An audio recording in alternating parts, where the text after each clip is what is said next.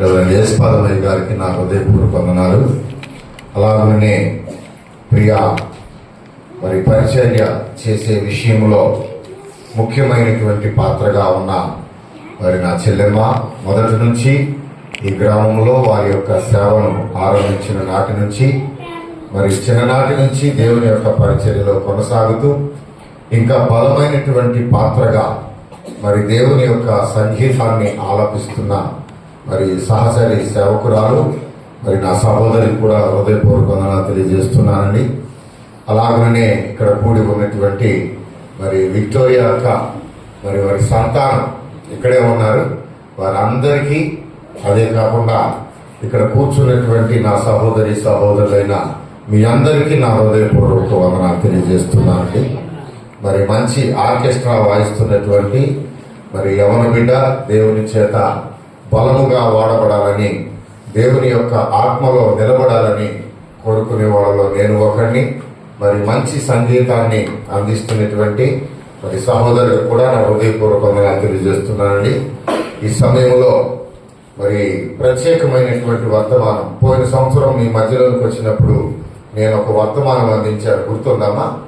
క్రిస్మస్కే కదా నేను వచ్చింది, క్రిస్మస్కి వచ్చాను కదమ్మా. అసలు నేను వచ్చానో రాలేదో గుర్తులేదు, కానీ ఇంకా నేను చెప్తేనే గుర్తు. నేనేగమ్మా వచ్చింది పోయిన సంవత్సరం క్రిస్మస్. పోయిన సంవత్సరం క్రిస్మస్కి వచ్చినప్పుడు పుత్రదాత వృక్షం యొక్క సువాసన నిచ్చుచున్నది అనే వాక్యం చెప్పారు, గుర్తుందమ్మా? దేవుడి దేవాలు మర్చిపోయారా? మంచిది దేవుని పిల్లరా.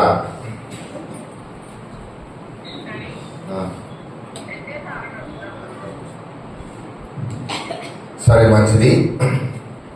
ఈ దినం ఒక స్పెషల్, అంటే ప్రపంచంలో యేసుక్రీస్తుని గురించి తెలియని ప్రత్యేకమైన నిజాలను మరి ఈ రోజున మనం ధ్యానం చేయబోతున్నాం. మరి మన గ్రామంలో ఈ యొక్క యేసుక్రీస్తుని గురించినటువంటి రక్షకుడైన రారాజు యొక్క జన్మ భూమి మీదకు రాకముందు ఎలా ఉందో, ఆయన ఎక్కడ ఉన్నాడో, ఎలా ఎలా ఎలా ఎలా భూమి మీదకు వచ్చారో ఈ విషయాలు చాలా మందికి తెలియదు. ఆ విషయాన్ని తెలుసుకోబోతున్నాం. అందరూ కూడా చాలా జాగ్రత్తగా వాక్యాన్ని గమనించాలని మనం చేస్తున్నాం. అందజనులకు ఆనంద భాగ్యం, అంధకార రుణ బంధ విమోక్తం, అందజనులకు ఆనంద భాగ్యం,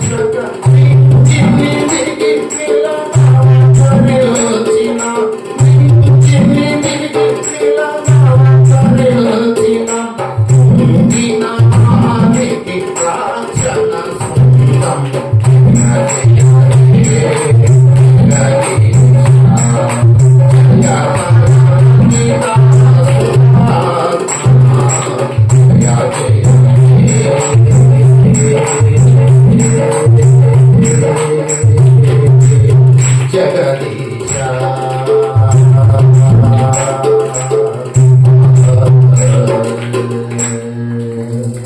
జై శ్రీ యేసుక్రీస్తు మహారాజుకి, జై శ్రీ యేసుక్రీస్తు మహారాజుకి జై.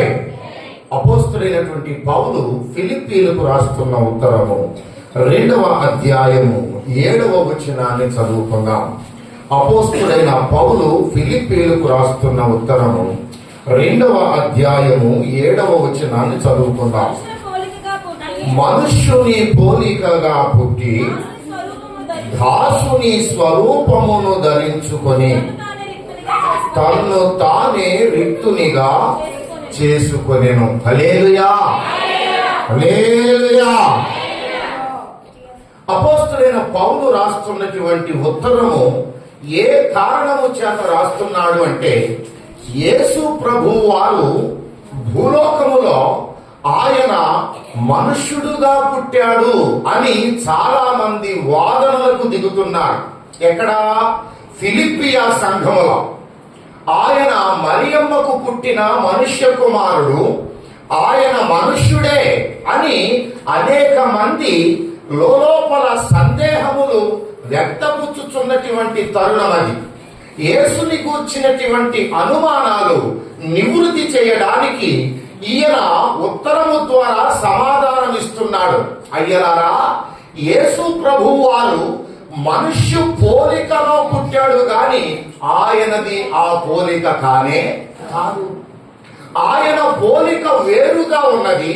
కానీ లోకములో మానవులు అందరి రక్షణార్థమై ఆయన మానవ రూపమును దాల్చి, మానవ శరీరమును దాల్చి తనకు తానే తగ్గించుకొనుట అనగా రిక్తునిగా చేసుకున్నాడు గాని ఆయన పోలిక మనిషి పోలిక కాదు. చాలా బాగుంది. కానీ మరి ఆ పోలిక ఏమై ఉన్నది? ఆయన అసలు పోలిక ఏ రూపములో ఉన్నది, ఎలా ఉన్నాడు ఆయన అనేది చాలా ఆలోచింపదగినటువంటి విషయం.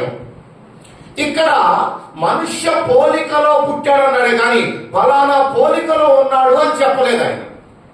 ఈ రాత్రికాల సమయమందు ఇప్పుడు మనము ఆయన పోలిక ఏమిటో, ఆయన మనుష్యుడుగా పుట్టక ముందున్నటువంటి పోలికలు ఎలాంటివో వాటన్నిటినీ కూడా పరిశీలన చేయవలసిన బాధ్యత మన మీద ఉంది.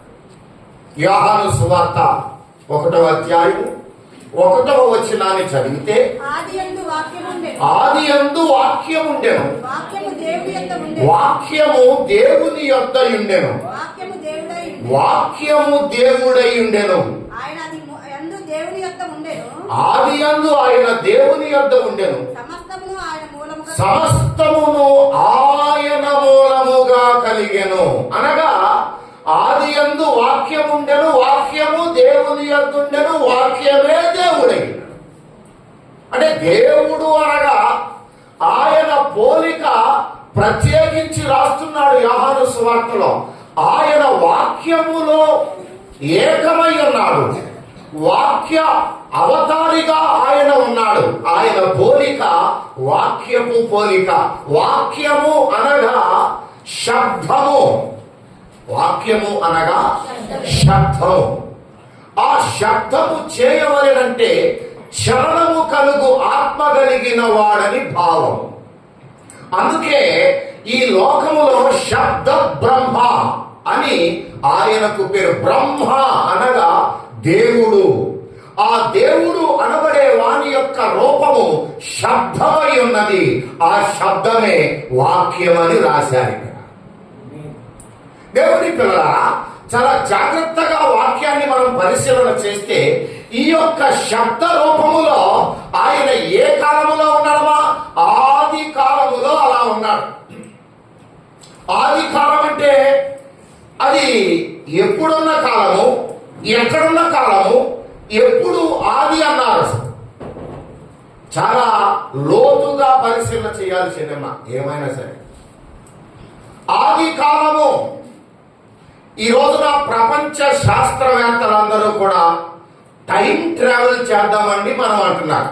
టైం ట్రావెల్ అంటే అసలు మొదలు ఎక్కడో కనిపెడదాము, ఈ కాలారంభం ఎప్పుడో కనిపెడదామని చాలా ప్రయత్నాలు నాసా సంస్థ వారు చేస్తున్నారు. చెల్లెలు చదువుతున్నారు, వార్తల్లో చచ్చిన చదువు.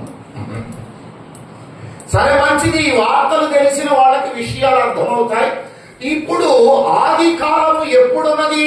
ప్రకటన గ్రంథములో 1వ అధ్యాయము 8వ వచనములో మనం చదివినట్లయితే, అల్ఫయు ఒమేగయు నేనే, వర్ధమాన భూత భవిష్యత్తు కాలములలో ఉండు వాడను నేనే. ఏమండోయ్, అల్ఫా ఒమేగా అనగా ఈ పదములకు భావం ఏమనగా ఇవి గ్రీకు పదాలు. అల్ఫా అనగా గ్రీకులో ప్రారంభము అని అర్థము, ఒమేగా అనగా గ్రీకులో అనంతము అని అర్థము. అంటే ఆరంభము నేనే, అనంతమును నేనే, భూత వర్ధమాన భవిష్యత్తు కాలములలో ఉన్నవాడను నేనే. అయ్యో బాబోయ్, యేసయ్య వారు ఇప్పుడున్నవాడు కాదన్నమాట. చాలా మంది అనుమానాలు ఏమంటే, యేసు ప్రభువు వారు 2000 సంవత్సరాల క్రితము ఉద్భవించిన వాడు కదా, ఇంతకు ముందే ఈ ప్రపంచము ఉన్నది కదా అని లోపల ఆలోచనలు చేయించు యూట్యూబ్ లో డిబేట్లు కూడా పెడుతున్నారు. ఆయన పుట్టింది 2000 సంవత్సరాల క్రితమేనని, ఆయన మానవ అవతారిగా పుట్టినది 2000 సంవత్సరాల క్రితము, కానీ అసలు కాలమునకు ఆరంభము ఆయనేనని ముందుగానే చెప్తున్నాడు. భూత కాలములో ఉన్నవాడను నేనే, వర్ధమాన కాలములో ఉన్నవాడను నేనే, భవిష్యత్తు కాలములలో ఉండువాడను. మీరు మధ్యలో వచ్చారు, మధ్యలో పోతారు. అసలు ఉండేదే నేను. అసలు నేను లేకుండా ఈ భూమి గాని, ఆకాశము గాని, నక్షత్రములు గాని, ఆ యొక్క పాల పుంతలు గాని, అనంత విశ్వము గాని, జీవరాశులు గాని, భూమి మీద ఉన్న మానవ చరిత్ర గాని నా నుండి ప్రారంభమైనది. నేను లేకుండా ఏది కలుగలేదు.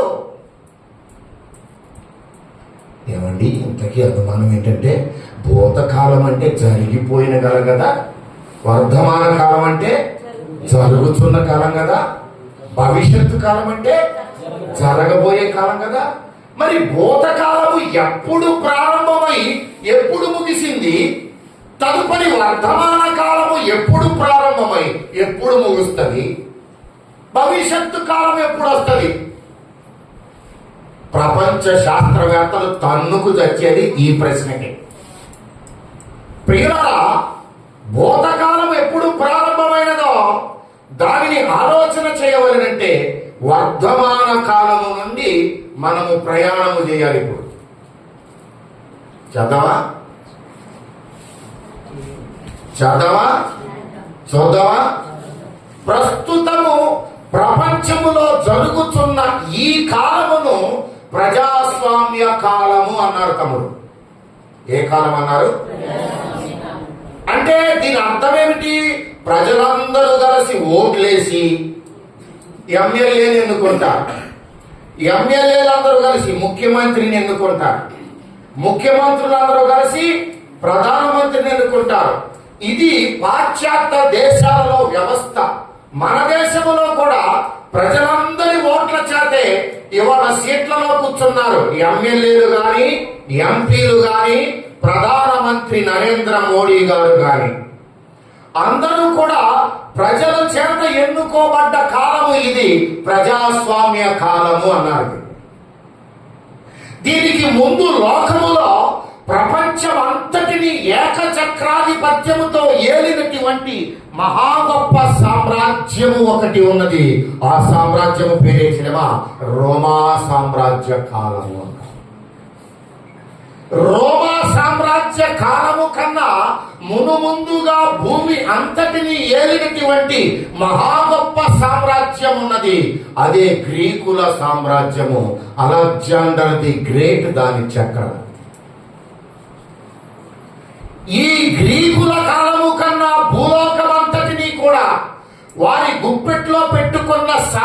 సామ్రాజ్యాలు ఉన్నవి. అవే మాదియా పారసీక సామ్రాజ్యాల కాలము అన్నారు. ఈ మాదియా పారసీకుల సామ్రాజ్యము కన్నా మునుముందు లోకమంతటిని ఒకే చక్రవర్తి అయ్యాడు. అతని పేరే నెబుకద్నెజరు. తెలుసామా? నెబుకద్నెజరు తెలుసా అంటున్నా. తెలవదా? ఈ చక్రవర్తి తెలవకుండా ఎవరు ఉండరు. ఎందుకంటే షడ్రకు, మెషకు, అబేద్నెగోలు ఈ మాటలు వచ్చినప్పుడు నెబుకద్నెజరు వచ్చేస్తాడు ఆటోమేటిక్. ఈ నెబుకద్నెజరు కన్నా మునుముందు లోకములో ఏలుబడి చేసినటువంటి మహా గొప్ప సామ్రాజ్యము ఈజిప్టు సామ్రాజ్యం ఒకటి ఉన్నది. ఈజిప్టు సామ్రాజ్యము కన్నా మునుముందుగా లోకమందు ఏలుబడి చేసిన సామ్రాజ్యము నిమ్రోదు సామ్రాజ్యం. నిమ్రోదు సామ్రాజ్యమునకు ముందున్న కాలము నోవాహు కాలము అన్నారు. నోవాహు కన్నా 10 తరాలకు పైన ఉన్న కాలము ఆది మానవుడైన ఆదాము కాలం. ఆదాము కాలము కన్నా మునుముందు ఉన్న కాలము అనాది కాలమని, అనాది కాలము కన్నా ఇంకా ముందున్నది అల్ఫా కాలము. అది ఏ కాలారంభం. ఆ కాలారంభమునకు ముందుగా లోకమందు వెలుగొందుచున్నటువంటి దివ్వే ఆయనే దేవుడైనటువంటి యెహోవా. ఆయన లోకమునకు వెలుగై ఉన్నాడు. ఆ వెలుగై ఉన్న ఆయన వాక్య రూపములో ఉన్నాడు. ఆ వాక్య రూపములో ఉన్న ఆయనకు త్రిత్వము ఉన్నది. అదే త్రిగుణములు. ఆ త్రిగుణములు ఏమనగా 1 ఆత్మస్వరూపి, 2 కుమార స్వరూపి, 3 తండ్రి స్వరూపి. ఈ 3 స్వరూపములు కలిగిన ఏకైక దేవుడు ఆయన. ఉదాహరణకు అర్థం అవడానికి మీకు చెప్పేది ఏంటంటే, నాలో ప్రాణం ఉన్నది, ఉన్నదమ్మా? నాలో ఆత్మ ఉన్నది, ఉన్నదా? నాలో శరీరము ఆత్మ ప్రాణము, ఈ 3 కలిస్తేనే ఇందుపల్లి జేమ్స్. లేకపోతే కళేబరము అంటారు. ప్రాణం పోయింది అనుకోండి, ఏమంటారు నా శరీరాన్ని? పార్థివ దేహము గాని లేకపోతే కళేబరము గాని అంటారు. అవునా? కాబట్టి ఈ ప్రాణం ఉన్నంతసేపే ఇందుపల్లి జేమ్స్ అని పిలుస్తారు. ప్రాణము పోతే భౌతిక కాయము, జేమ్స్ యొక్క భౌతిక కాయము. అంటే జేమ్స్ లో ఏం పోయింది? ప్రాణము పోయింది. అలాగున ఈ త్రిత్వములు కలిస్తే ఒక వ్యక్తి ఎలా అవుతున్నాడో అలాగే దేవుడు అనబడే ఆయనలో ఆత్మ, కుమార స్వభావము, తండ్రి స్వభావము, ఈ త్రిత్వము కలిగిన వాడే దేవుడై ఉన్నాడు.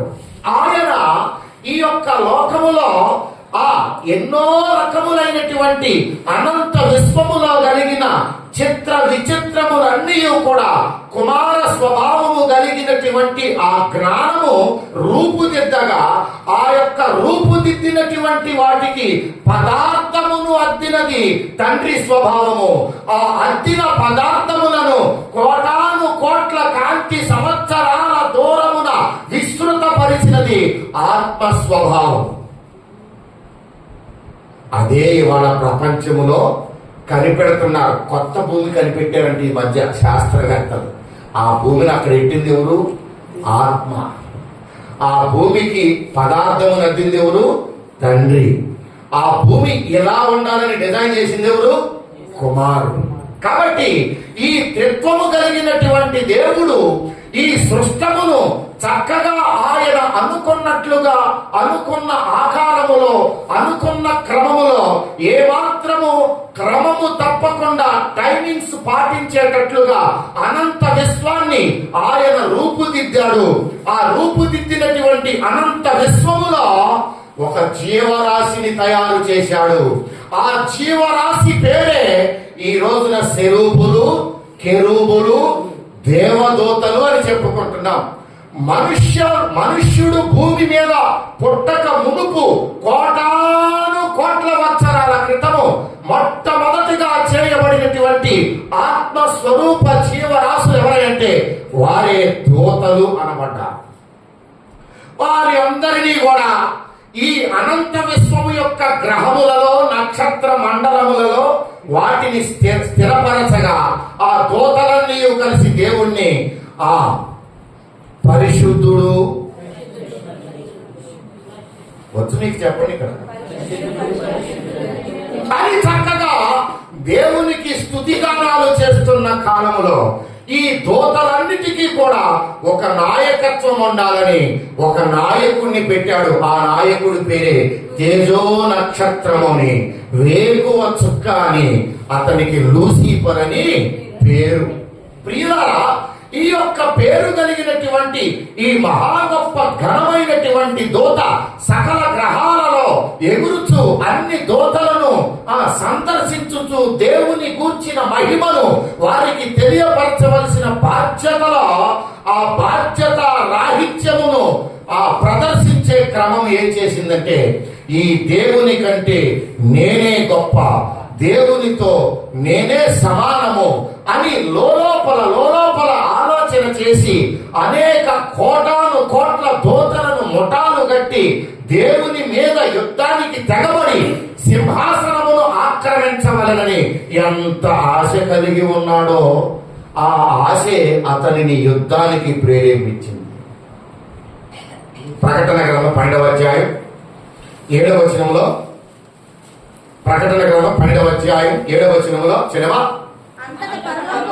అంతట పరలోకమందు యుద్ధము జరిగెను, మిఖాయేలును అతని దూతలను ఆ ఘట సర్పముతో యుద్ధము చేయవలెనని ఉండగా ఆ ఘట సర్పము దాని దూతలను యుద్ధము చేసిరి గాని గెలవలేకపోయిరి గనుక పరలోకమందు వారికి స్థలము లేకపోయెను. కాగా సర్వలోకమును మోసపుచ్చుచు అపవాది అనియు సాతాను అనియు పేరుగల ఆది సర్పమైన ఆ మహాఘట సర్పము పడద్రోయబడెను. హల్లెలూయా, హల్లెలూయా. మిఖాయేలు ప్రధాన దూతగా ఉండి పరలోక రాజ్య సింహాసనము మీద యుద్ధానికి తెగబడడానికి వచ్చుతున్నటువంటి ఈ దూతల సమూహమును, దూతల నాయకుడైన గత సర్ప రూపము దాల్చిన లూసిఫర్ను పరలోక బోర్డర్లను ఎదుర్కొన్నాడు. ఆ బోర్డర్ను ఎదుర్కొని వారి దగ్గర ఉన్నటువంటి వెలుగు కిరణాల కత్తులు దూయగా ఆ వెలుగు కిరణాలకు ఆ వేడికి తట్టుకోలేక ఈ యొక్క దూతల రూపములు ఆ వెలుతురులో ఉన్నటువంటి వేడికి ఆవిరిగా మారిపోయి ఆకారములు వికారమైపోయి ఆ యొక్క యుద్ధములో గెలవలేక ఓడిపోగా ఆ యొక్క మిఖాయేలు సమూహము ఒక్కసారిగా వారిని పడద్రోయగా ఆ పడద్రోయబడినటువంటి దూతలన్నీ కూడా ఎక్కడ పడ్డాయండి? అనంత విశ్వములో ఉన్నటువంటి సకల గ్రహాల మీద పడుచు పడుచు పడుచు పడుచు చివరికి భూమి మీద కూడా పడ్డారు వాళ్ళు. ఆ భూమి మీద పడిన దాన్ని మోషే రాస్తున్నాడు ఆదికాండం 1వ అధ్యాయం 2వ వచనంలో.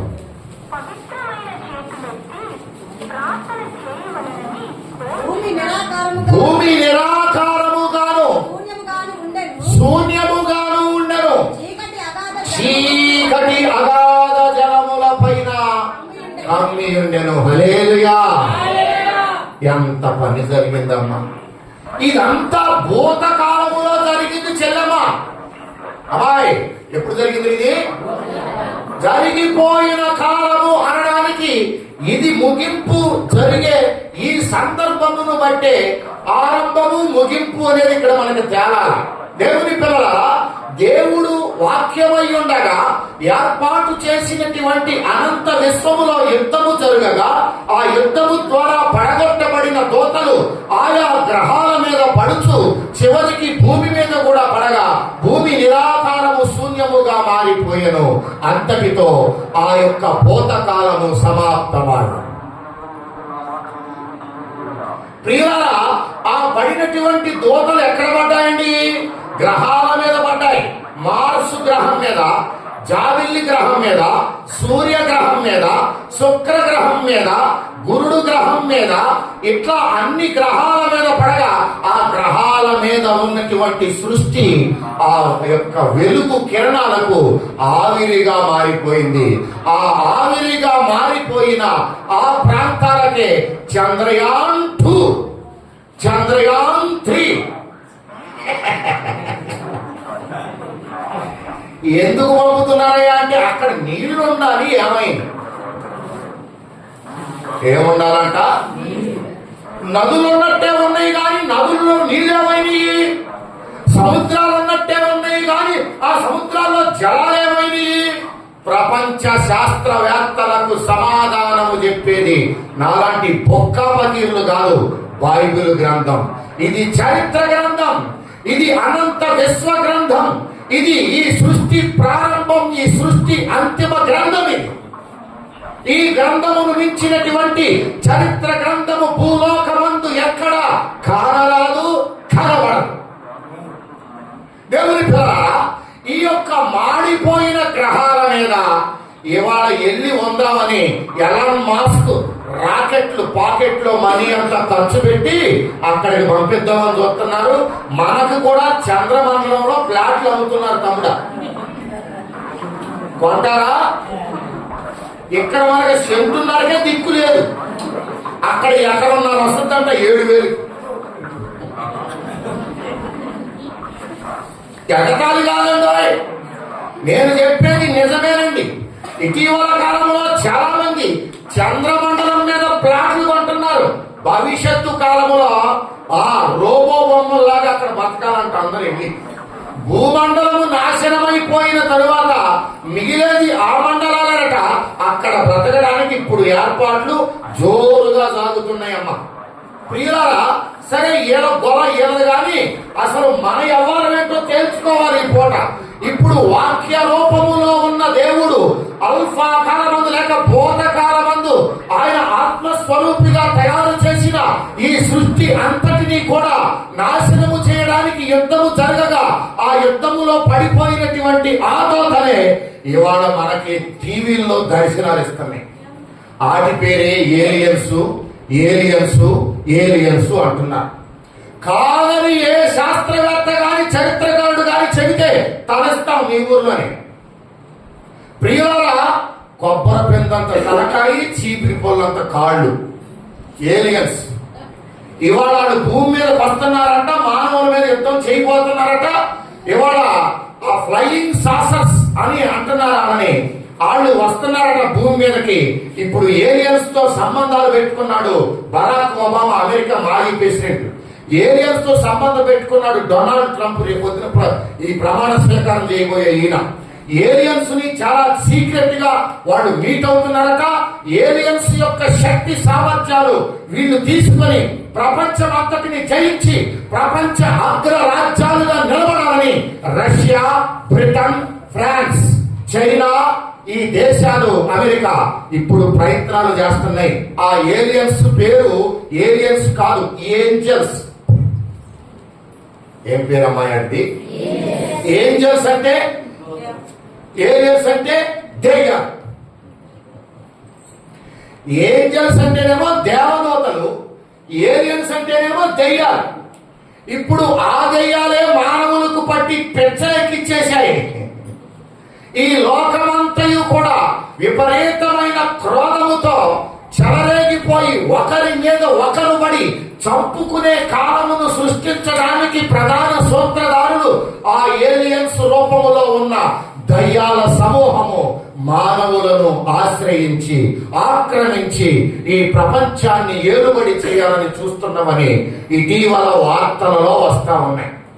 ఆ యొక్క యుద్ధము ద్వారా పడగొట్టబడిన ఈ ఏలియన్స్ భూమి మీద ఆక్రమణ చేయడానికి సిద్ధముగా ఉన్నారని చెబుతున్నటువంటి ఈ తరుణము అంతటితో ఆ యొక్క భూత కాలము ముగించబడి దేవుడు మరలా తిరిగి 40 లక్షల సంవత్సరాల పాటు అగాధ జలములలో మునిగిపోయిన భూమిని పైకి తీసి అంటున్నాడు కదా, నీలో ఇది వరకు పెట్టిన విత్తనాల ప్రకారంగా చెట్లను మొలిపించమనగానే ఆ చెట్లు వచ్చాయండి.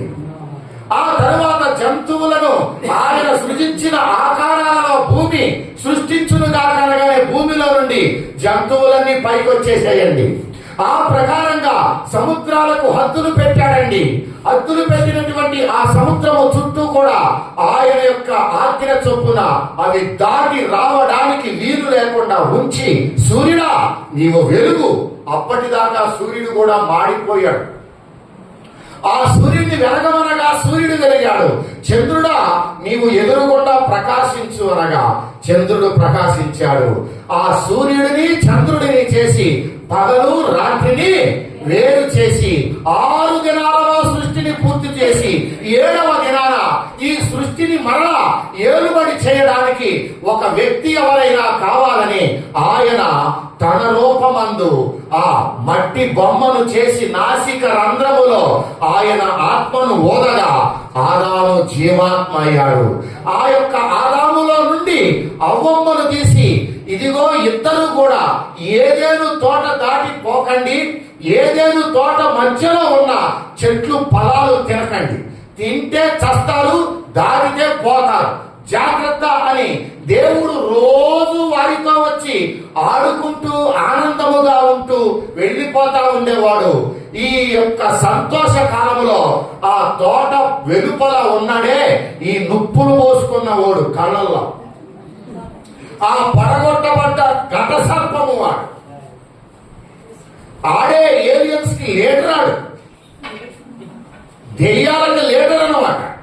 కాబట్టి ఆ యొక్క లీడర్ అయినటువంటి ఆ యొక్క లూసిఫరు అవకాశము కోసము చూసి ఒక దినాన ఒంటరిగా పోతుంది. ఎవరు? అవ్వమ్మ. ఇదే సందర్భుని గవక్కని సర్పములో దూరేసి, ఆత్మ కదా వాడు, సర్పములో దూరి చెట్టు మీద కూర్చుని అవ్వమ్మా అనగానే, ఏం సర్పమా అంటే, నిన్ను చూస్తే నా ప్రాణము జాలేస్తుంది అమ్మా. ఏ అమ్మా అంత జాలి ఎందుకు వేస్తుంది నీకు నేనంటే? ఏమిటే అమ్మా నువ్వు ఎంత దేవతగా ఉండాల్సిన దాని ఇట్లా తోటలో పనిగత్తెలాగా మారితే నాకు బాధ కలుగుతుంది అమ్మా. నేను దేవతనంటే నోరు ముయ్యే అమ్మా. నువ్వు అట్టాగే అంటావు కానమ్మా, అసలు మీ ఆయన దేవుడు, నీవు దేవతవే, నీకు ఎరుగని విషయాలు చెప్తున్నాను వినండి. ఈ పండు తినొద్దని చెప్పాడా నీకు? ఆ మాట చెప్పాడు. అది తింటే నువ్వు దేవత అయిపోతావు, మీ ఆయన దేవుడు అయిపోతావు. అమ్మ బాబోయ్ ఎంత రహస్యము దానిలో ఉందని ఒక్కసారి దేవతగా ఉంటే ఎలా ఉంటారని మెలికి తిరిగి ఆలోచించుకున్న కాబోలో ఆ పండును అలాగా అందుకుంది. ఆ పండు తిన్న తర్వాత దేవతా వస్త్రాలేమో కానీ ఉన్న వస్త్రాలు పోయి, వండనానికి మందెడితే వండనానికి ఊడిందన్నట్టు అసలు వస్త్రాలు, ఆత్మీయ వస్త్రాలు పోయాయి, ప్రశస్త వస్త్రాలు పోయాయి, పరిశుద్ధాత్మ శక్తి వస్త్రాలు పోయి దిగంబరులుగా మారిపోయి ఆ యొక్క మరణము వారిని తరుగుతా ఉంది. ఆ యొక్క ఆజ్ఞ అతిక్రమమే పాపము, పాపము వలన వచ్చు జీతము మరణము, మరణము తరుగుతుంటే పారిపోయి చెట్ల చాటున దాగగా దేవాది దేవుడు వచ్చి అదామనగానే, అయ్యా నీ స్వరము వినినప్పుడు నేను దిగంబరిగా ఉన్నాను. ఇక ఆ తప్పుని ఆ అవ్వ మీద నెడితే అవ్వ సర్పం మీద నెట్టింది. పెద్ద సభ ఏర్పాటు చేసి ఆ సర్పమును, అవ్వను, ఆదామును, ఇదిగో నీవు చేసిన ఈ పాప కారణము చేత ఇప్పటిదాకా కలసి మెలసి ఆడుకుంటున్న సింహము మేక ఒకదాన్ని ఒకటి వేటాడుతున్నాయి. చూడండి, ఒక జంతువును ఒక జంతువు వేటాడటం అనేది అసలు లేని చరిత్రను ఇవాళ మీరు సృష్టించారు. అప్పటి నుండే మరొక జంతువుని కరిచే ఆ ప్రక్రియ ఏర్పడింది. అదవా నీవు చేసిన ఈ పని ద్వారా ఈ భూమి మీద సృష్టి అంతయు శర్మించబడి నీవు బతికున్నంత కాలము చెమటొచ్చి బతక. ఆ తదుపరి అవమా నీవు చేసినటువంటి ఈ నిర్వాహకానికి నీకు కూడా పెడుతున్న శిక్ష, నీవు బిడ్డని కనేటప్పుడు తెలుస్తుంది నా బాధ అంటే ఏంటో. ఏళ్ళన్నాడు. పురిటి నొప్పులు ఎందుకు వచ్చాయండి? డాక్టర్ని అడిగితే ప్రకృతి ధర్మము అంటారు. ప్రకృతి ధర్మము కాదు అయ్యా, వికృతి చేష్టలు. ఆ వికృతి చేష్టల ద్వారా వచ్చినవే ఈ పురిటి నొప్పులు. ప్రియులారా, ఆ తరువాత సాతానుని పిలిచి గత సర్పమును, ఓ గత సర్పమా, స్త్రీ సంతానములో నుండి నేను వస్తా, ఆ వచ్చిన రోజున నిన్ను, నీ సామ్రాజ్యాన్ని, నీ సింహాసనాన్ని తొక్కవు కడబాలేస్తా, అప్పటిదాకా ఇక్కడి నుండి వెళ్ళిపో అని చెప్పి దాన్ని పంపించే ఆ క్రమములో వారు చావకుండా ఉండడానికి ఇప్పుడు ఆయన ఏ అవతారములో ప్రత్యక్షమవుతున్నాడో బైబిల్ గ్రంథములో చూడండి ఒకసారి. దేవుని పిల్లలారా, ఆదికాండం 3వ అధ్యాయం 21వ వచనం. దేవుడైన యెహోవా ఆదామునకును అతని భార్యకును. ఏ చొక్కాలండి? మీరు ఎవరైనా వేసుకున్నారా? చర్మాస్ చొక్కాలు వేసుకున్నారు. చర్మాస్ అనబడే ఆ చొక్కాలు వేసుకున్నారు. కానీ చర్మపు చొక్కాలు కావాల్సి వచ్చాయి. ఎందుకంటే వాళ్ళు దిగంబరులు. అప్పటికి బట్టలు నేచే ఆ యొక్క టెక్నాలజీ లేదు. ఆ చర్మము ఏమి చస్తే వస్తుంది? ఒక జంతువు చస్తే వస్తుంది. ఆ జంతువే బలి పశువుగా ఆయనే ఆ రూపము దాల్చి తనకు తాను వధించుకొని ఆ యొక్క రక్తము ద్వారా వాళ్ళ యొక్క పాప ప్రక్షాళనము చేసి ఆ యొక్క బలి పశువు అవతారముగా వర్ధమాన కాలములో ఏదేను తోటలో అవతారమూర్తి అయిన యేసుక్రీస్తు వారు కనబడుతున్నారు. ప్రభుకి స్తోత్రం. హల్లెలూయా. అల్ఫా కాలమందు ఆయనకున్నటువంటి పోలిక ఏమిటమాయ్? వాక్యము పోలికగా కనబడుతున్నాడు. తదుపరి వర్ధమాన కాలములో ఆయన ఏ పోలికలో ప్రత్యక్షమయ్యాడు? బలి పశువు రూపములో ప్రత్యక్షమవుతున్నా. దేవుని పిల్లరా, ఆ పాప ప్రక్షాళనము చేసినటువంటి 1656 సంవత్సరాలకు పెద్దమా దేవుడు ఎవడన్నా మంచోడు ఉన్నాడు ఎవరని చూశాడు? అందరూ నాలాంటి సన్నాసులు తప్ప ఒక్కడు. విపరీతమైనటువంటి పాప బుద్ధిని, దేవుడు అనే పదమును ఎరుగని వంటి ప్రజలు ఆ యొక్క భూమి అంతయు కూడా విస్తరించిన ఆ సందర్భాన్ని చూసి ఆయన హృదయములో చింతించుకున్నాడు. చిచి, ఈ మానవులను చేసినందుకు నేను సంతాప పడుతున్నానని బాధపడి ఆయన ఇంకా తీక్షణంగా జూమ్ చేసి చూసేప్పటికీ ఒక్కడు కనపడుతున్నాడు. అతని పేరే నోవా. అవునా అబ్బాయి? నోవా, ఈ తరములో నీవే నీతిమంతుడవయ్యా. నీవు నీ కుటుంబము బ్రతకడానికి ఒక వాడను కట్టు. ఆ వాడలోనికి భూమి మీద ఉన్నటువంటి పోతులు, పెంటెలు, ఆ జీవరాశులు అన్నిటినీ కూడా నీవు ఆ వాడలో చేర్చాలయ్యా. ఎందుకునైనా ఈ భూమి మీద ఉన్న మానవులందరినీ నేను తుడిచిపెట్టదలంచాను. ఆ ప్రకారంగా ఆయన వాడ సిద్ధము చేసి అందులోనికి వెళ్ళిన తర్వాత 40 దినాలు పగళ్ళు రాత్రులు ఏం కురిశాయి? ఒక్క రేత్రి వానకే బుడమేరు పొంగి బెదవాడు మునిగి.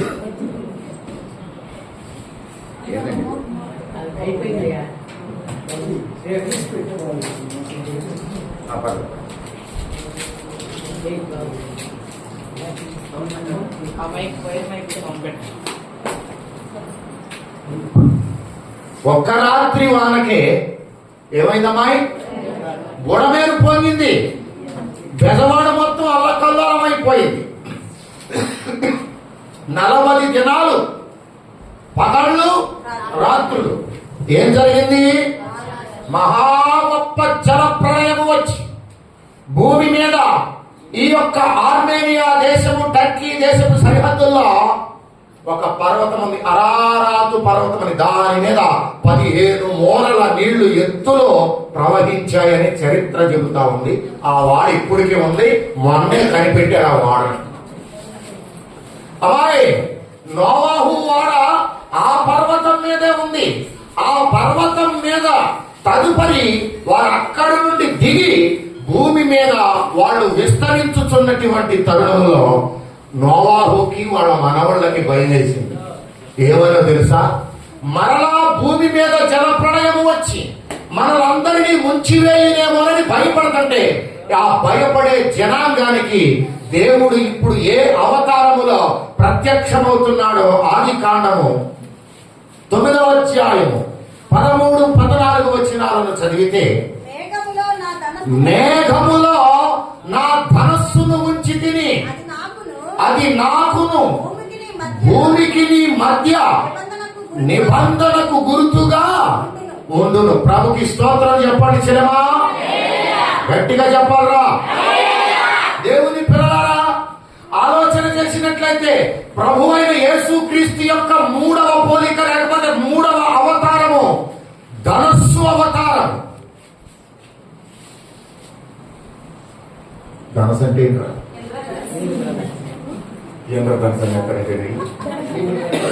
ధనుస్సు అంటే బాణము ఆకారం.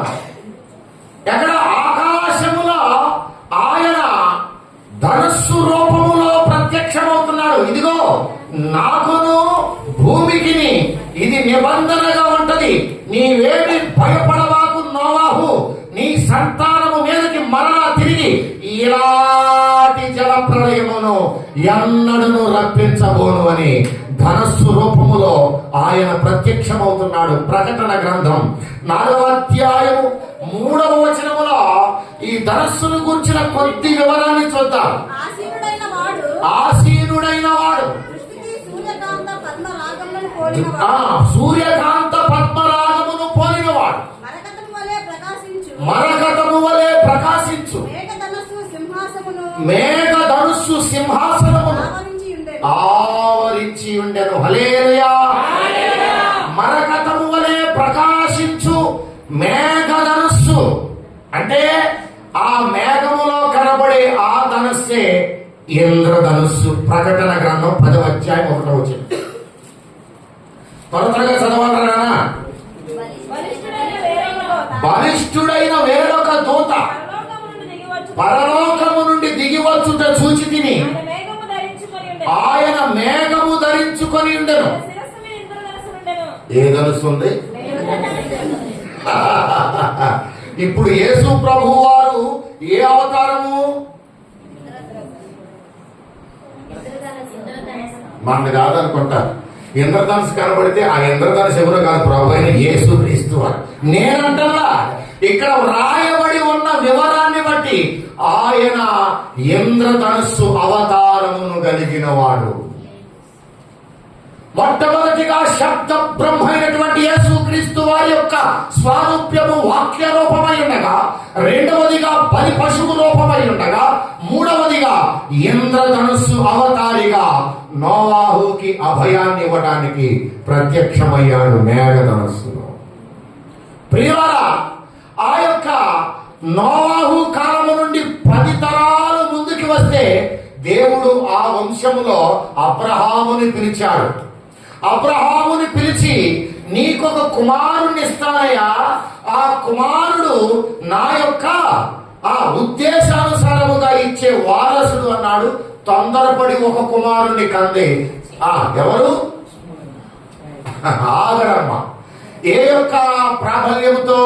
శారమ్మ గారి యొక్క ప్రాబల్యముతో నేను చచ్చేదట్టున్నాను అబ్రహ్మ, నీకు దేవుడు దేవుడు దేవుడు అని కొట్టుకున్నావు, కానీ నేను చచ్చేటట్టున్నా. కొడుకు పుట్టేది లేదు, చచ్చేది లేదు, కానీ నేను చచ్చేలోపు ఒక కొడుకు పుడితే నా ఆనందం ఒళ్ళో వేసుకుని ఒళ్ళు అయ్యి అనుకుని పడుకుంటాను, ఒక కొడుకుని కనవయ్యా అని చెప్పి ఆ దాసి అయిన హాగరుని ఎప్పుడైతే ఆయనకి ఇచ్చిందో ఆయన ద్వారా ఆ ఇష్మాయేలు పుట్టాడు.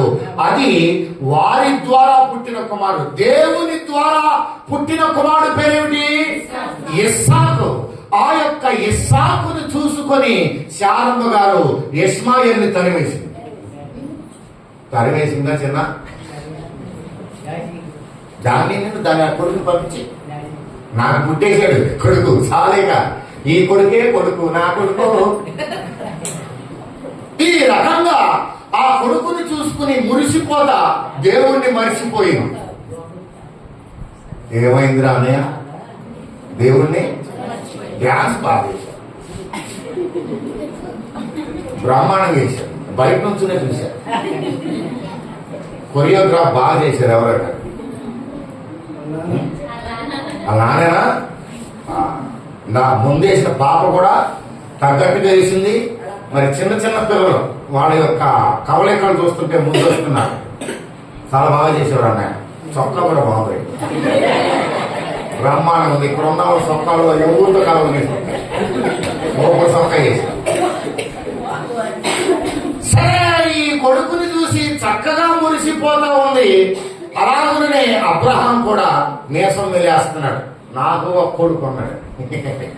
ఇలాగ చూస్తుంటే దేవునికి అనుమానం వచ్చింది. అసలు ఈడు నేనిచ్చిన కొడుక ఆడ కన్నా కొడుక తేల్చేసుకోవాలనుకున్నాడు. అబ్రహాం చిత్తమునాయన, ఏమయ్యా, నీ కుమారుడైన ఇస్సాకుని నాకు దహన బలిగా అర్పించగలవా అనగానే అబ్బాయి వెలిగింది. ఎక్కడో మండింది. లేకపోతే ఇచ్చిన కొడుకుని అడుగుతున్నాడంటే నేనేదో చేశానని. అయ్యా, నీవు ఇచ్చితివి, నీవు తీసుకుంటానంటే నేను కాదంటానయ్యా. శబాష్! ఆ కోట కోస్తావా లేదా అని నా లోపల తన్నుకు చేస్తున్నాను రా అబ్బాయ. సరే, ఏదేమైనా అర్పణ చేయన్నాడు. శారమ్మకు తెలిస్తే దుమ్మెత్తిపోతుంది. ఆయన దేవుడా, ఇచ్చిన కొడుకుని అడుగుతాడా? మనం ఆడవాళ్ళు తిడతాడు చూడండి. అది చేతులు ఇరిగిపోను, అది కాళ్ళు ఇరిగిపోను, అది పాము పట్టు పీక, అది గుడ్డు. ఎట్లాంటి తిట్లన్నీ మనవాళ్ళకి చాలా బాగా వచ్చినాయి అన్న. సరే, ఏదేమైనా ఎలాంటివి జరగకుండా శారమ్మ గారికి వార్తను దాసి పనివాళ్ళను తీసుకెళ్లి గాడిదల మీద కొండ దగ్గరికి వెళ్ళి అతన్ని తీసుకుని వెళ్ళి పైకి బలిద్దాం అనుకునేప్పటికీ నాన్నగారు బలి పశువు ఏది అన్నాడు. ఒరే, ఆయనే చూసుకుంటాడు లేరా. సరేలే అన్నాడు. ఇద్దరు కలిసి బలిపేట పెట్టిన తర్వాత దాన్ని కొడుకోమన్నాడు. అర్థం కదా? అంత పెంచోడా చెప్పలేమండి, అంత పెంచో. ఇవాళ కొడుకులైతే నన్ను కొడుకో పెడతాను నన్ను అని చెప్పి ఒక్క పోరు పోయి ఆడే కొడుకోబెట్టి చంపే అస్తమని ఏమనుకుంటారు. ఇలా కన్నా కొడుకు చంపుతాం, నువ్వు తండ్రివడరా దుర్మార్గుడా అని చెప్పి పొడి చంపేస్తారండి. పాప ఆ కొడుకు అక్కడ కొడుకు కాదు, బంగారం కొడుకు. సరే, కొడుకున్నాడు, కత్తి తీశాడు. అలాగ కత్తి పట్టి పీక మీద పెట్టి కోతం అనుకునే లోపు దేవదూత అంటుంది, ఆగో అబ్రహాం, నీ కుమారుని బలి ఇచ్చుటకు ఆయనకు చిత్తము కాదు. నిన్ను దేవుడు పరీక్షించడానికి ఈ మాట చెప్పాడు. ఇప్పుడు ఆ కుమారునికి బదులుగా మరొక కుమారుని బలి ఇవ్వాలి నువ్వు. ఇప్పుడు కనబడుతున్నారు చూడండి ఒకసారి. ఆయన ఏ రూపంలో మనకి ఇక్కడ దర్శనమిస్తున్నాడు. ఆదికాండము 22వ అధ్యాయం 13వ వచనములో ఆయన ఇప్పుడు ఏ అవతారిగా రాబోతున్నాడో చూడండి అక్కడ. అప్పుడు అబ్రహాము కనులెత్తి చూడగా పొదలో కొమ్ములు దగులుకొని ఉన్న ఒక పొటేలు వెనక తట్టున కనబడెను. హల్లెలూయా! ఇప్పుడు పొటేలు యేసు ప్రభు అవతారాలు తెలియని వాళ్ళందరూ ఆయన 2000 సంవత్సరాల క్రితం పుట్టాడనుకుంటున్నారు. ఓ అయ్యవారా, ఆయన అవతారాలు అల్ఫా కాలము నుండి వస్తున్నాయి అయ్యా. మొదటి అవతారము వాక్యావతారము, రెండవ అవతారము బలి పశువు అవతారము, మూడవ అవతారము ఇంద్రధనుస్సు అవతారము, నాలుగవ అవతారము పొట్టేలు అవతారము. పొట్టేలును ఎందుకు మేపుతున్నారో మేపే వాళ్ళకే పాపం తెలియదు కానీ అసలు దాని మూలాలు ఇక్కడ ఉన్నాయి. ఎందుకు పొట్టేలు మేపాలి? ఏసే పొట్టేలు. ఆ పొట్టేలు మీద వారి కుటుంబ పాపాలన్నిటినీ మోపి దేవునికి బలి ఇవ్వగానే ఆ రక్తము ప్రోక్షించబడి వారి కుటుంబం పాపము నుండి విడిపించబడును అని ఇవాళ నమ్మే వారికి దాని ఆరంభ చరిత్ర బైబిల్ నుండే బయటకు వచ్చిందన్న సంగతి గుర్తు చేస్తున్నా. సహోదరులారా, ఇస్సాకు చావకుండా ఇస్సాకు యొక్క పరిహారమును దేవుడు తీర్చడానికి యేసు ప్రభు పొట్టేలు అవతారిగా అక్కడ ప్రత్యక్షమవుతూ ఉన్నాడు. ప్రియులారా, ఆ రకంగా అబ్రహాము సంతానమును కాపాడడానికి పొట్టేలు రూపము ఎత్తినటువంటి ఆ ప్రభువైన యేసుక్రీస్తు వారు ఆ యొక్క అబ్రహాము సంతానమైన ఇశ్రాయేలీయుల యాకోబు సంతానము ఇశ్రాయేలీయులు ఈజిప్టు దేశములో 430 సంవత్సరాల పాటు బానిసలుగా బతికిన తరువాత వారిని వెలుపలికి తీసుకురావడానికి ఎవరిని పంపారు చెప్పమండి? మోషేని ఫరో మీదకి పంపాడు.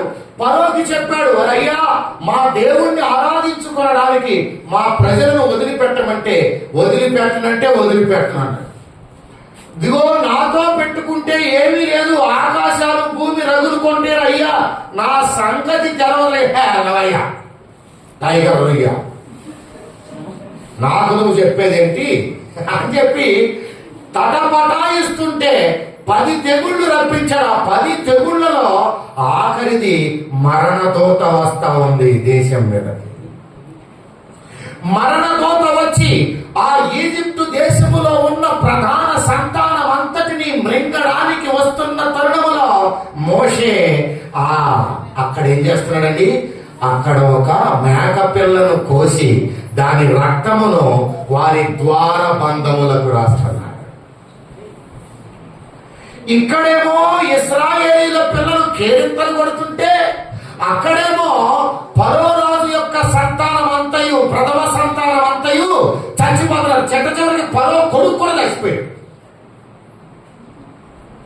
మరణము నుండి తప్పించడానికి రక్తమును ప్రోక్షించే గొర్రె లేక మేక పిల్లగా యేసు ప్రభు వారు ఈజిప్టులో ప్రత్యక్షమవుతూ ఉన్నారు. దేవుని పిల్లలారా, చాలా జాగ్రత్తగా ఆలోచన చేసినట్లయితే ఈ లోకములో ఇశ్రాయేలీయులు వారి రాజ్యానికి చేరడానికి ఈజిప్టులో నుండి బయలుదేరి ఎర్ర సముద్రాన్ని దాటి సీను అరణ్యములో ప్రవేశించారు. ప్రవేశించిన తరువాత వారికి ఒక చోటకి రాగానే దాహమైందమ్మాయి. ఏమైందమ్మాయి? బాగా గుర్తు పెట్టుకోవాలా. మీకు అందరికీ అర్థమయ్యే పరిభాషలో యేసుక్రీస్తు ఎప్పుడున్నాడంటే ఇవన్నీ చూపించాలి. ఈడుగోరా ఇక్కడ ఉన్నాడు, ఈడుగోరా ఇక్కడ ఉన్నాడు, ఇట్టా ఉన్నాడు, ఇక్కడ ఇట్టా ఉన్నాడు, ఇక్కడ ఇట్టా ఉన్నాడు, ఇక్కడ ఇట్టా ఎట్టా మరేం లేదు. మతి చెడిపోవాలన్నమాట. ఎవరికైనా సమాధానం యేసుక్రీస్తు గురించి అడిగితే. దేవుని పిల్లలారా, చాలా జాగ్రత్తగా ఆలోచన చేస్తే వారు అరణ్యములో ప్రయాణము చేయుచుండగా వారికి చాలా విపరీతమైన దాహము కలిగింది. ఆ దాహము కలిగినప్పుడు ఆ దేవునికి ప్రార్థన చేయగా మోషే అంటున్నాడు, మోషే అయ్యా వీళ్ళు గారిని మూతిడితే కృష్ణానది నాకెడతారయ్యా. 30 లక్షల మంది మంచిలు తాగితే నది ఉంటుందా? ఒక్క దెబ్బకి ఎండిపోతుంది. ఆయన నేనేమన్నా కన్నా నా ప్రాణానికి తీసుకొచ్చి పెట్టే ఉన్నాను అడుగుతున్నాను. ఏం చేస్తావు నాకు తెలవదయ్యా అంటే మోషే ఏమి భయపడవలసిన ఆవశ్యకత లేదు. ఇప్పుడు నేను నీకు చూపించబోయే ఆ యొక్క సంగ్రహమును పరిశీలన చేయని చెప్పి ఇప్పుడు ఆయన ఏం చేస్తున్నాడో చూడండి. బైబిల్ గ్రంథంలో సంఖ్యాకాండం 20వ అధ్యాయం 11వ వచనములో ఇప్పుడు ఆయన ఏ అవతారముతో ప్రత్యక్షమవుతున్నాడో చదవండి.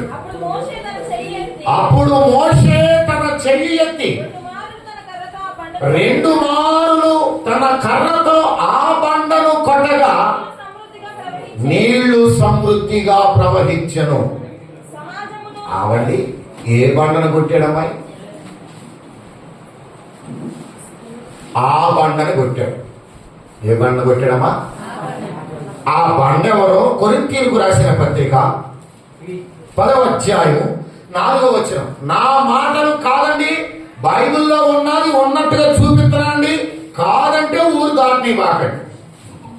దేవుని పిల్లలారా, అందరూ ఆత్మ సంబంధమైన బండలోనిది త్రాగిరి, ఒకే ఆహారము భుజించిరి, ఒకే పానీయమును పానము చేసిరి. ఎలయనగా తమ్మును వెంబడించిన ఆత్మ సంబంధమైన బండలోనిది త్రాగిరి. ఆ బండ క్రీస్తే. ఊరుకోండి పాస్టర్ గారు, యేసు ప్రభువును పట్టుకుని బండ అంటున్నారు, పొట్టేలు అంటున్నారు, ఇంద్రధనుసు తెలవక చాలా మంది ఇవి మనవి కాదులే అనుకున్నారు. అన్ని దీనిలోయే. కలిగి ఉన్నదేదియును ఆయన లేకుండా కలగలేదు. జరిగి ఉన్న చరిత్ర ఏదియును ఆయనకు సంబంధము లేకుండా జరగలేదు. ఇప్పుడు బండెవరమ్మా? అది జీవము బండ, జీవము లేని బండ కాదు. వారిని వెంబడిస్తూ వచ్చింది ఆ బండ. ఆ బండ ఎవరో కాదు, ప్రభు అయినా యేసు క్రీస్తు వారి అని ప్రత్యేకించి తేల్చి మరి చెప్పేస్తున్నా. దేవుని పిల్లలారా, దానియేలు గ్రంథము 2వ అధ్యాయము 34వ వచనంలో దీని గురించి కొంచెం వివరాన్ని చూద్దాం. చూడండి ఒకసారి. దానియేలు గ్రంథము 2వ అధ్యాయము 34వ వచనం చెలవా. మరియు చేతి సహాయము లేక తీయబడిన ఒక రాయి, ఇనుమును మట్టియును కలిసిన ఆ ప్రతిమ యొక్క పాదముల మీద పడగా దాని పాదములను తుత్తునీయులుగా విరగొట్టబడినవి. ప్రభుకి స్తోత్రం చెప్పండి. హల్లెలూయా. నెబుకద్నెజరుకి కల వచ్చింది. అమ్మాయి దిగ్గులు లేచి కల మర్చిపోయాడు. మంత్రి గారు, మహానుభావ, నాకు కల వచ్చింది, నీకేమైనా గుర్తుందా? నీకు కళ రావటం ఏమిటి, నాకు గుర్తుండటం ఏమిటి? రాజా, ఉండమంటే ఉంటా, పొమ్మంటే పోతా. ఈ ఫిట్టింగులు నాకు పెట్టబడతాను. మరి ఏంటయ్యా, నాకు ఆశ్చర్యముగా ఉన్నది, భయం వేస్తున్నది. ఆ కళ విచిత్రముగా ఉన్నది. దీన్ని చెప్పగలిగిన వారు ఎవరన్నా మన దేశంలో జ్ఞానులు ఉన్నారా? ఎందుకు లేరయ్యా? టక్కు, టమారా, గజకర్ణ, గోకర్ణ, ఇంద్రజాల, మహేంద్రజాల, చేతబడి, బాణామతి, చెల్లంగి, క్షుద్ర విద్యలు కలిగిన వాళ్ళు లక్షల మంది ఉన్నారు. అయితే సాగిపోయింది. మహాగరులారా, వీరులారా, మన దేశంలో వచ్చినటువంటి ఆ రాజుగారి కళను చెప్పగలిగినటువంటి జ్ఞానులకు ఆ మణిహారములు గాని, వరహాలు గాని, లేకపోతే వజ్రములు గాని ఏవి కావాలంటే అవి మీకు ఇవ్వడానికి రాజాగారు సిద్ధంగా ఉన్నారో అనగానే ఒక్కొక్కడు జుట్టు మూడేసుకుని గడ్డం పెంచేసుకుని వచ్చేసి కూర్చున్నారు. రాజా, చెప్పు కళ, చింపేస్తామంటారు. వెనకాల గేటేశారు. రాజాగారు సాగు కబురు సన్నగా చెబుతున్నారు. అయ్యారా, మహామునులారా, జ్ఞానులారా, నా యొక్క కళను నేను మరిచిపోతిని. ఇప్పుడు ఏం చేయమంటారు రాజా? ఆ కళను చెప్పాలా, తదుపరి దాని భావాన్ని చెప్పాలా? చంపాంపు రాజా, పో. నీకు వచ్చిన కళభావాన్ని అయితే అడిదిప్పి అడిదిప్పి మడతపెట్టి చెప్పేద్దాం అనుకుంటే ఇప్పుడు కళను చెప్పమంటున్నావు. ఒకవేళ కళ ఖచ్చితంగా చెప్పకపోతే తల కోట గుమ్మానికి కడతాను రాజా. ఎందుకు వచ్చావురా ఇక్కడికి, ఇంటికాడన్నా చెప్పకుండా వచ్చేసాము అని చెప్పి లోపల చచ్చిపోతున్నారు వీళ్ళందరూ. ఇంతలో ఈ సంగతి దానియేలు తెలుసుకున్నాడు. అప్పుడు దానియేలు వచ్చి, మహారాజా, నీ కళను, కళ భావమును నేను చెప్పేదను, జాగ్రత్తగా వినండి. రాత్రి కాల సమయమందు మనోవేదనతో నీ తదుపరి ప్రపంచమును ఏం జరుగుతుందోనని ఆ వేదనలో నిద్రపోతివి కదా? అవునయ్యా. అప్పుడు ఒక ప్రకాశవంతమైన విగ్రహము కనపడింది కదా? అవునయ్యా. దాని శిరస్సు బంగారము, భుజములు వెండి, అలాగునే ఉదరము ఎత్తడి, మోకాళ్ళు ఇనుము, ఆ యొక్క పాదములు ఇనుము, మట్టి. అవునా కాదా? శబాష్, ఇదే ఖచ్చితమైన కళ. అంతటితో ఆగలేదు రాజా, ఇంకా కళలో ట్విస్టులు ఉన్నాయి రాజా, అది కూడా చెప్పబోయా. అదేమిటంటే, ఇదిగో ఆ యొక్క విగ్రహము పాదముల మీద చేతి సహాయము లేని రాయి ఒకటి వచ్చి పడిందా రాజా? పడిందయ్యా. దెబ్బకి మొత్తం విగ్రహం మొక్కలయ్యిందా నాయన? అయ్యిందయ్యా. ఆ రాయి ఎవరో కాదయ్యా, యేసుక్రీస్తు. మొదటిది బబులోను సామ్రాజ్యము నశించిపోయింది. రెండవది మాదిరా పారసీకుల సామ్రాజ్యము వెండి నశించిపోయింది. మూడవది ఉదరము, ఈ గ్రీకుల సామ్రాజ్యము నశించిపోయింది. తరువాత ఇనుము, ఆ యొక్క రోము సామ్రాజ్యం నశించిపోయింది. ఇప్పుడు జరుగుతున్నది మట్టి, ఇనుము. మట్టి అనగా ప్రజలు, ఇనుము అనగా అధికారులు. ఎలక్షన్లు వచ్చినప్పుడు మట్టి ఇనుము కలిసిపోతాయి. ఎలక్షన్ రాగానే ఇనుమేమో సీట్ మీద ఉంటుంది, మట్టినేమో తోసేస్తారు. అదే ప్రజాస్వామ్య కాలం. అంతేనా? చెప్పలేమా? ఈ ప్రజాస్వామ్య కాలములోనే, ఈ కాలమందే, ఈ పరిపాలనా కాలములోనే చేతి సహాయము లేని రాయి అనగా ప్రభువైన యేసుక్రీస్తు యొక్క రాజ్యము రాబోతుంది. అందుకే రాజ్యాల మీదకి రాజ్యాలు లేచాయి, జనం మీదకి జనాలు లేచారు. ఇవాళ ప్రపంచ యుద్ధాలు కొనసాగుతున్నాయి. ఇశ్రాయేల్ దేశము మీద ప్రపంచ యుద్ధాలని తీర్పు తీర్చి యుద్ధాన్ని చేయడానికి సిద్ధమయ్యాయి. ఈ యుద్ధాలలో ఈ ప్రపంచ రాజులందరూ కూడా ఓడిపోగా ఈ ప్రపంచమంతటిని కూడా ఆక్రమించుకొని రాజ్యాన్ని స్థాపించడానికి రానై ఉన్నాడు రాజు యేసుక్రీస్తు. అదే చేతి సహాయము లేని రాయి అంటే ఏ మానవ సంపర్కము ద్వారా పుట్టినవాడు కాదు. అలా పుట్టే దేవుడు కాదు. మానవ సంపర్కము ద్వారా పుట్టిన దేవుడు కాకపోవును, కానీ ఆయన స్వయముగా ఈ లోకానికి వచ్చాడు. ఆయనకు ఆయనే జన్మించాడు. దేవుని పిల్లలారా, ఆ బండ క్రీస్తే. ఆ బండ క్రీస్తే. దేవుని పిల్లలారా, ఇంకా కొంచెము చిత్రమైన అవతారాన్ని చూపించబోతున్నాను. చాలా జాగ్రత్తగా వినాలని మనం చేస్తున్నాను. దేవుని పిల్లలారా, ఈ యొక్క బండను దాటి కొంచెం ముందుకు పోయిన తర్వాత నడిచి నడిచి నడిచి ఏమనపడతాయమ్మా? అంతేనా? వాళ్ళకి అదే పరిస్థితి. మోకాళ్ళు బాగా నొప్పుట్టి యాం దేవుడు యానులో, యాను అరణ్యం యాను నాట. ఏం దేవుడు బాబా, అసలు దేవుడు ఉన్నాడా లేడా? మోషే మంచోడు కాదు. మోషే ఓకు నడవమంటాడు కానీ ఆయనకే తీవ్రమా? శుభ్రంగా తింటున్నాడు, ముందు నడుస్తున్నాడు, మనం నడిపెడుతున్నాడు, మన ప్రాణాలు తెస్తున్నాడు. మోషే తిట్టాడు కాసేపు. ఆ తర్వాత ఎవరిని తిట్టారండి? దేవుణ్ణే తిట్టారు. మోషే పాపం ఇంట్లో ఆ మాటలు దేవుడిని తినేశాడు. తినేసి ఎరా సముద్రాన్ని దాటించినప్పుడు అనలేదే ఆ మాట? మన్నాన్ని పెట్టా, తట్టలు తిన్నాడు, అప్పుడు అనలేదే ఆ మాట? మాసం కావాలంటే పూరేవడం తీసుకొచ్చి పెట్టా, నెత్తిన మూటలు వేసుకుని మరి వండుకు తిన్నారు, అప్పుడు అనలేదే ఆ మాట? దాహం అవుతుందంటే బండను బాగొట్టి నీళ్ళు ఇచ్చా, అప్పుడు అనలేదురా? ఇప్పుడు చేదయ్యారా మీక చూపిస్తారా నాన్న ఆ వెనరాని? అప్పటికప్పుడు రాత్రికాల సమయమందు తాపకరమైన సర్పాలను అక్కడ కలగజేయగా ఆ సర్పాలు వారి యొక్క పాడెములలోనికి వెళ్లి వారిని కాటు వేస్తే ఆ పిల్లలు పెద్దలు చచ్చిపోతున్నారు. అర్ధరాత్రి ఇక్కడ మెరుగు వచ్చిన వాడు చూసి పరిగెత్తుకుని మోషే దగ్గరికి వచ్చి, మోషే ఏమిటయ్యా, ఏమిటంటావేంటయ్యా, ఏం తెలియదట అంతా చేసి? నేనేం చేశాను రా? నాకేం తెలియదురా బాబు. చూడరా ఎంత చేసినోడు మరి నాకేం తెలియదు అంటున్నాడు. ఒరే బాబు నిజంగా నాకేం తెలియదురా. తెలియదు అన్నాగా ఇప్పుడు చెబుతున్నాను. రాత్రి ఏదో బుద్ధి గడ్డి తిని నిన్ను దేవుణ్ణి 4 తిట్లు తిట్టామయ్యా. మరి ఏమైందిరా? ఏమైందో ఏమో అయ్యా.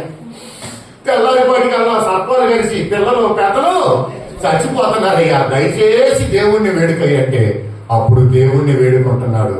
ఆయన ఏ రూపంలో అక్కడ ప్రత్యక్షం అవుతున్నాడు. సంఖ్యాకాండం 21వ అధ్యాయం 9వ వచనాన్ని చదవండి. సంఖ్యాకాండం 21వ అధ్యాయం. కాబట్టి మోషే ఇత్తడి సర్పం ఒకటి చేయించి స్తంభము మీద దానిని పెట్టెను. అప్పుడు సర్పపు కాటు తినిన ప్రతివాడు ఆ ఇత్తడి సర్పమును నిదానించి చూచి అందున బ్రతికెను. ప్రభుకి స్తోత్రం చెప్పండి. జ్యోతమ్మ గట్టిగా చెప్పాలా? సేవలో తిరిగి తిరిగి అలిసిపోయింది మా అమ్మాయి. ఏం చేస్తా, నిద్ర లైట్గా వస్తూ ఉంటుంది. దాన్ని పోగొట్టడానికి ఇక్కడ నేను ఉన్నా, కంగారేం పడబాక. కాకపోతే ఏంటంటే చక్కగా మీరు వినగలిగే తరుణంలోనే నాకు సమయం ఇచ్చారు.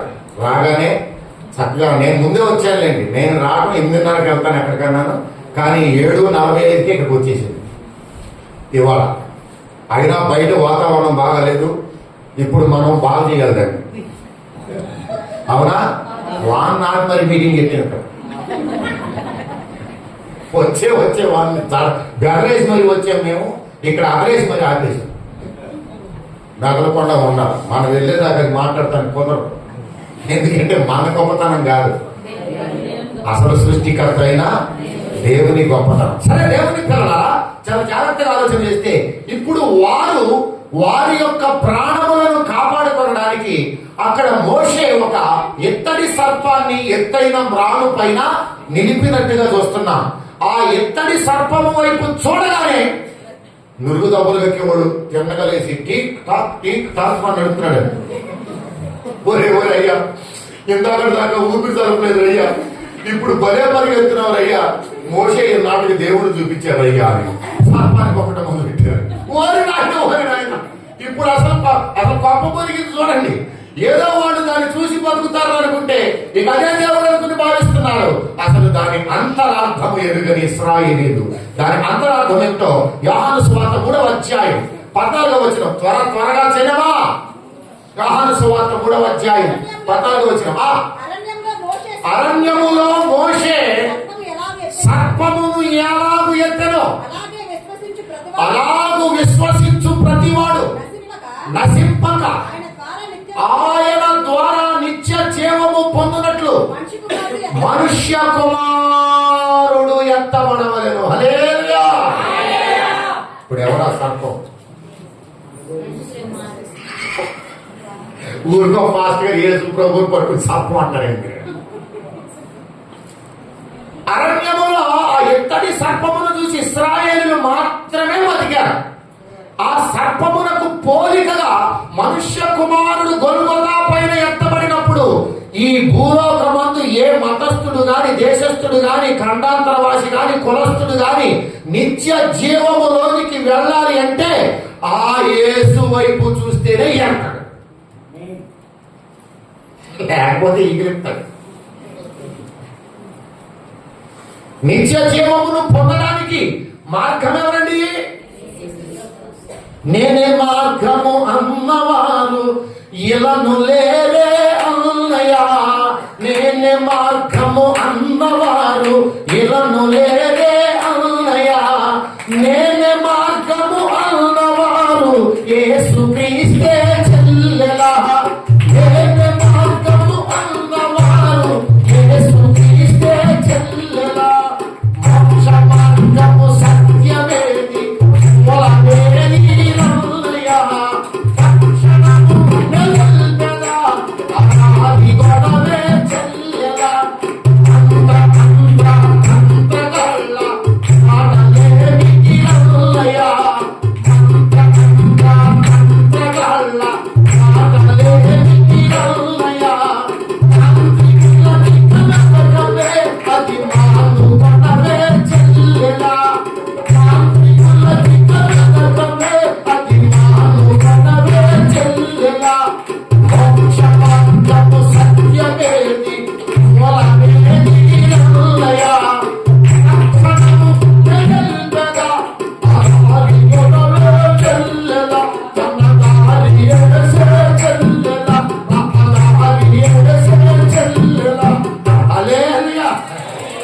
ఎవడన్నా మోక్షం చేయాలంటే యేసుని నమ్మాల్సిందే చచ్చినట్టు. ఆ రోజున ఇశ్రాయేలీయులలో ఎవడైనా బతకాలి అంటే ఎత్తడ సర్పాన్ని చూడాలా? ఇవాళ మానవుడు ఎవడైనా నిత్య జీవములో ప్రవేశించాలంటే యేసు వైపు చూడాలి. ఆనాడు ఎత్తడి సర్పమై ఉన్నవాడు ఈనాడు యేసు క్రీస్తుగా ప్రత్యక్షమయ్యాడు.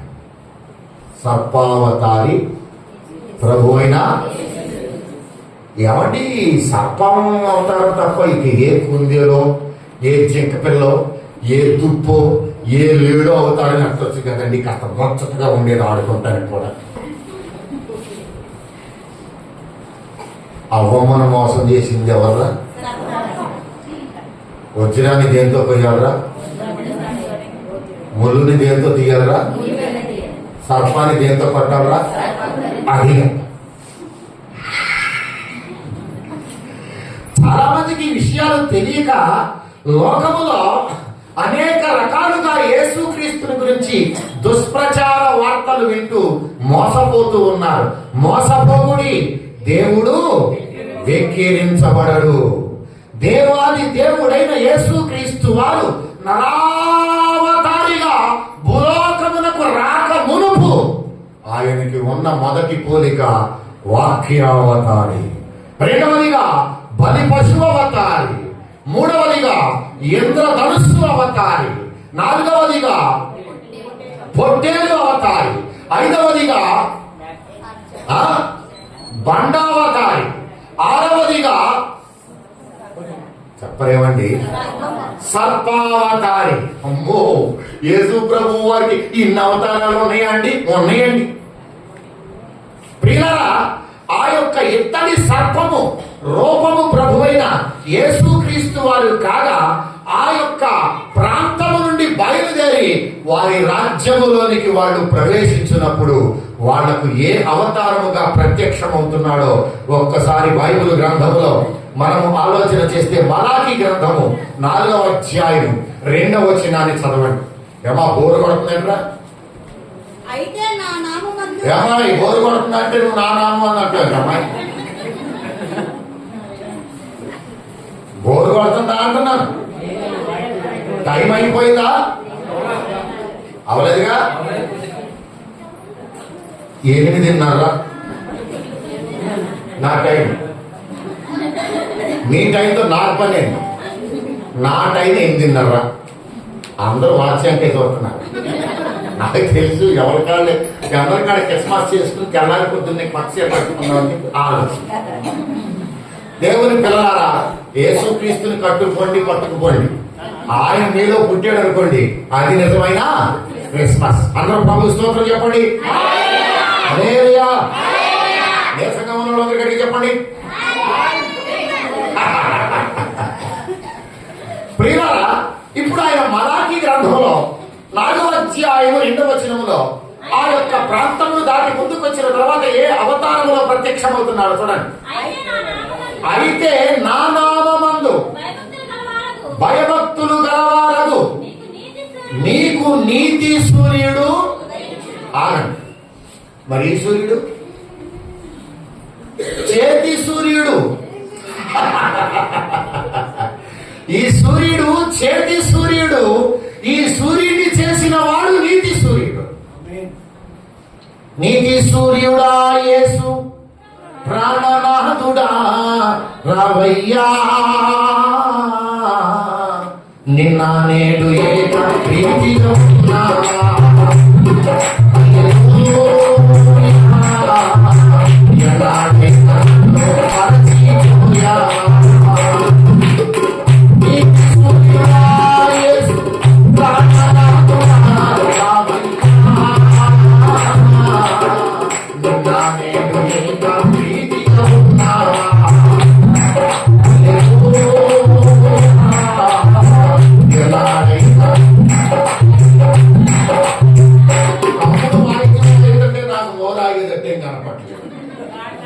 మరి మామూలు కొట్టుడు కాదు. ఏం లేదు, రికార్డింగ్ పెట్టాడు దించేస్తున్నాడు. ఎందుకు వచ్చిన గొడవ కానీ మళ్ళీ లేనిపోయింది వచ్చే క్రిస్మస్ నన్ను గెలవద్దు అంటారేమో మీరు అందరిగా నటించేస్తాను. అమ్మ ప్రభు స్తోత్రం చెప్తాను. ఇప్పుడు ఇశ్రాయేలీయులకు వారి రాజ్యములోనికి ఎప్పుడైతే వాళ్ళు వచ్చారో, అయ్యా నా నామమందు నియమింపబడిన మీకు ఇప్పుడు నీతి సూర్యుడుగా నేను ఉదయిస్తున్నాను అని ఆహ్వానాన్ని పలుకుతూ ఉన్నాడు ప్రభు అయిన యేసుక్రీస్తు వారు. ఇప్పుడు సూర్యావతారి ఎవరు చెప్పలేమండి. ఇంకా చిత్రమైన అవతారాలు చూపిస్తాను, వదిలే ఒకటే చూపిస్తాను. అందరికంటే మనం ఇంటికి వెళ్ళిపోతామండి. దేవుని పిల్లలారా, సంఖ్యాకాండం 24వ అధ్యాయం 17వ వచనంలో, సంఖ్యాకాండం 24వ అధ్యాయం 17వ వచనం, ఆయనను చూచుచున్నాను గాని ప్రస్తుతమున ఉన్నట్లు కాదు, ఆయనను చూచుచున్నాను గాని సమీపమున ఉన్నట్లు కాదు. నక్షత్రము యాకోబులో ఉదయించును. మాయ్ నక్షత్రం ఎక్కడ ఉదయించాలంట? ఇంతకే నక్షత్రం?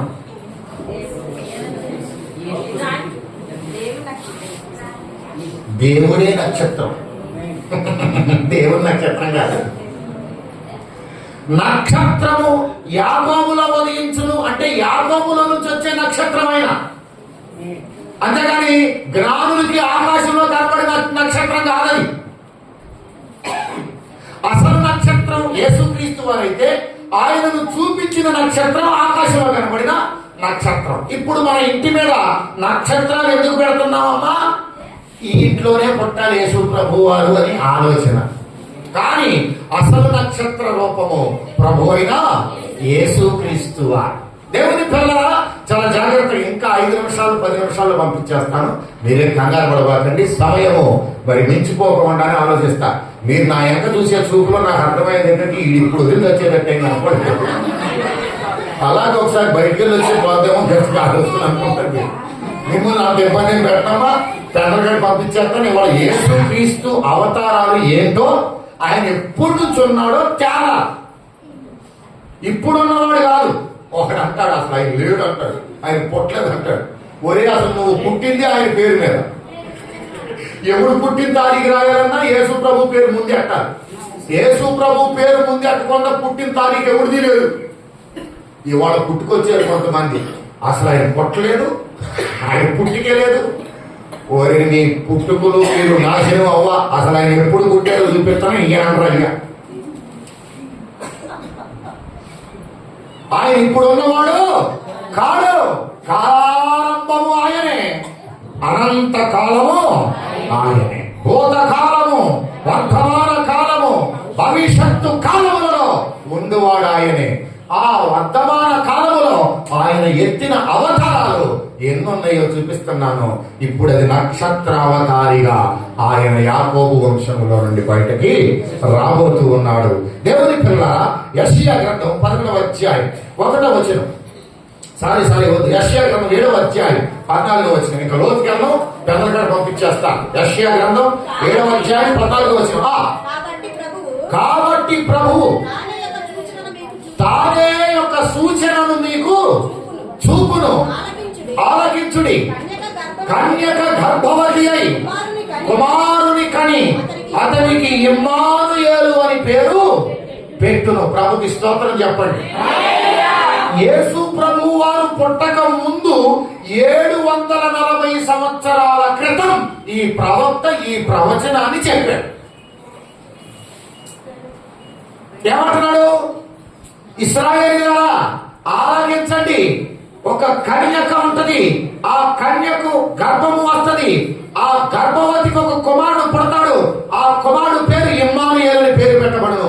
ఇది జరగబోతున్న చరిత్ర అని ముందుగా చెప్పబడిన ఆ ప్రవచనములో ఉన్న కన్యక, ఆ యొక్క ప్రవచనములో ఉన్న కుమారుడు ఎవరో తేల్చేసి పంపించేస్తారు. మత్తయి సువార్త 1వ అధ్యాయం 21వ వచనం. త్వరగా మాయ్. ఆమె యొక్క కుమారుని కన్ను తన ప్రజలను వారి పాపముల నుండి ఆయనే రక్షించును గనుక ఆయనకు యేసు అను పేరు పెట్టును. ఇదే నరావతారిగా లోకానికి వచ్చాడు.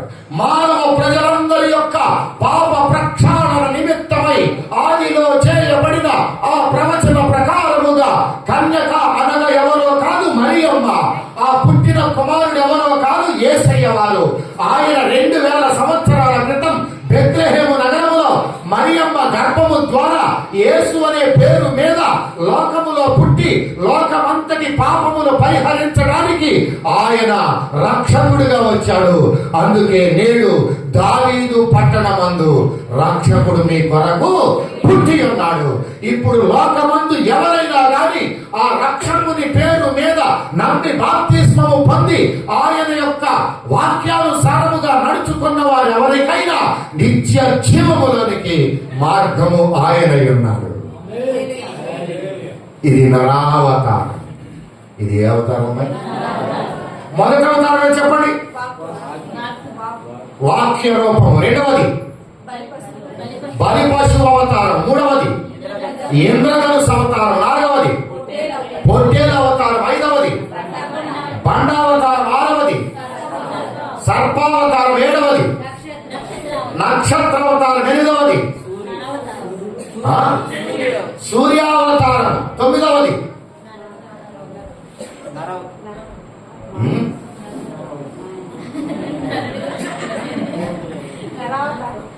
ఈ నరావతారాన్ని కానీ నమ్మకపోతే రేపు రాబోయేది యోధా గోత్ర కొదమ సింహావతారంలో రాబోతున్నాడు. ఆ టైంలో కానీ ఎవడైనా ఆ సింహానికి చిక్కాడో చచ్చిపోతాడు. ఆయన అవతారాలు దశావతారం. ఎవడో తీశాడు సినిమా దశావతారం అని. ఒరయ్య దశావతారం అయ్యి కాదు, అయ్యి ఇక్కడ బైబిల్ గ్రంథంలో ఉన్న చరిత్ర ప్రకారముగా దశావతారి ప్రభు అయిన యేసుక్రీస్తు వారు. ఇప్పుడు 9వ అవతారము నరావతారము. ఈ నరావతారాన్ని కానీ నమ్మకపోతే 2వ రాకడలో కొదమ సింహావతారముగా వచ్చి ఈ యొక్క లోకములో ఉన్నటువంటి పాపులందరినీ కూడా నరకములో పడవేయు ఆ అవతారము కొదమ సింహ అవతారము. ఆ అవతారము రాకముందు నరావతారం వచ్చింది. ఈ అవతారము వచ్చిన ఇప్పుడే ఈ రోజే యేసుక్రీస్తుని రక్షకుడిగా అంగీకరించి నీ గృహములో ఆయనను ఆహ్వానించి ఆయన రక్షణలోనికి వెళ్ళి మోక్ష మార్గమును పొందవలసినదిగా మనవి చేస్తున్నాను. దేవుని పిల్లలారా, ఈ మాటే అక్కడ అపోస్తులైన పౌలు ఫిలిప్పీయులకి ఉత్తరం రాస్తా చెబుతున్నాడు. ఆయన మనుష్యుని పోలికగా పుట్టి దాసుని స్వరూపమును ధరించుకొని తన్ను తానే రిక్తునిగా చేసుకున్నాడు. గాని ఆయన పోలిక మనుష్య పోలిక కాదురా, ఆయన పోలికలు ఇన్నున్నాయిరా నాయన అని అపోస్తులైన పౌలు ఫిలిప్పీయులకు ఉత్తరం రాస్తున్నాడు. ఇప్పుడు ఆయన నరావతారిగా 2000 సంవత్సరాల క్రితం మనందరి రక్షణార్థమై పుట్టినరోజు.